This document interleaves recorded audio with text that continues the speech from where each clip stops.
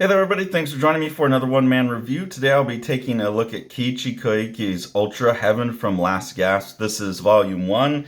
I don't know how many volumes there will be in this, but this is a cool ongoing series from an artist I've previously seen. I think it was called Heaven's Door or something like that. Something else was Heaven in the title that I have. That's a collection of short stories by Keiichi Koike. So excited to see something long form. If you've seen that previous book, this is very much in the same vein of like psychedelic sci-fi art. You can see here there's a dust cover on it, which I'll probably be getting rid of, but a really nice, thankfully underneath, really nice cover here with the silver and a psychedelic pattern on it. The psychedelic patterns are super important to Koike's artwork. You can see right away here there's like this kind of crystalline fracture in reality that this character's seen. This is just the opening sequence here where these characters are filming a commercial for these drugs. This whole world is set in a future where we now have, like, they call them pumps.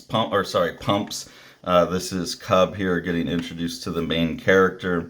Cub is a pump addict who's addicted to one called Peter Pan, but basically like neurochemicals that can make you feel any type of way that you want in this future. It's a big pharmaceutical thing. Really like this sequence here where Cub gets introduced. There's this slow spin around the room from the TV and then like spinning 180 to look at Cub on the couch. The perspective work on this is phenomenal. Like if you have the book and really look at it, you'll be able to see that this bottle here maintains its position in the room as it's rotated around. Like here, you'll see that this cup with the little straw sticking out is seen as like kind of behind it. And then here you can see, yeah, it's just straight across from it.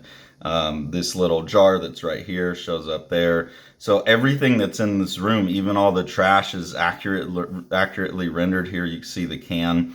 As this camera spin goes, it's all accurately rendered. And that's the kind of labor that's put into the art all throughout the book. It's just phenomenal stuff.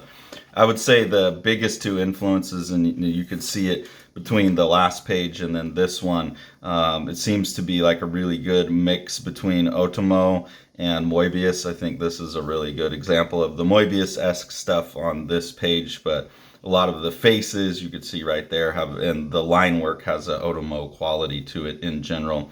This is the first sequence where one of the characters really has a strong psychedelic trip, and you can see how fun the artwork gets. You can see how fun the panelation gets, as the panels start to bend and warp and create psychedelic rhythms and patterns throughout the book. It's just lovely artwork all the way throughout.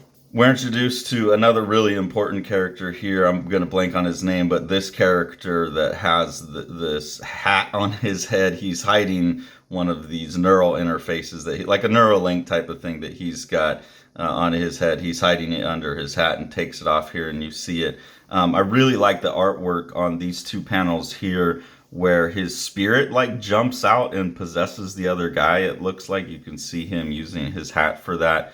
Really like the way that the tones are used. Also, I'll note that the tones in this look like physical tones that have been cut out. They don't look like they're digital tone. So this looks like it's all analog artwork and a lot of beautiful effects. This is another page where I think you can see the Otomo impact on the art quite a bit, but some of the Moebius like rendering throughout. With that connection to Moebius, there's a big long sequence where a character is going to commit suicide and jump off of this big well. So there's a very like Incal like scene in here with the suicides. You can see this.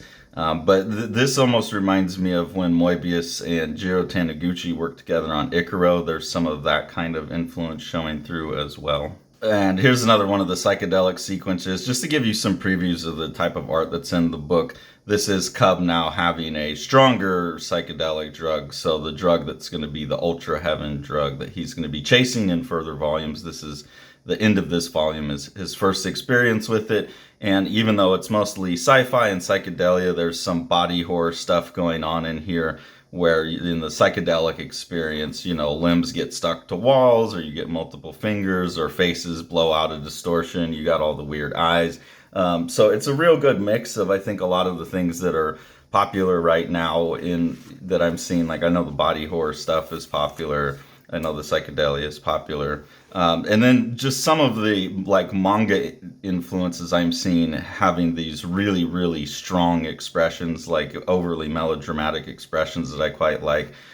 Pretty typical manga shot there. And again, something I associate with Otomo, that like character bent over, drooling, and you see them from underneath shot. Another very Otomo face there.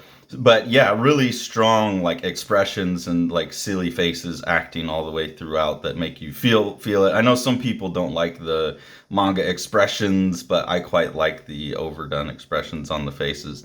And then yeah, the story is fascinating. The story about addiction and psychedelics in a world where you can kind of get any kind of drug that you want is a really interesting setup for Keiichi Koike's artwork, which is exactly made for this kind of story here. You know, we got eyeball guns and all kinds of cool stuff. So I put this up as a real high recommendation. Ultra Heaven Volume 1 from Last Gas Comics and Keiichi Koike.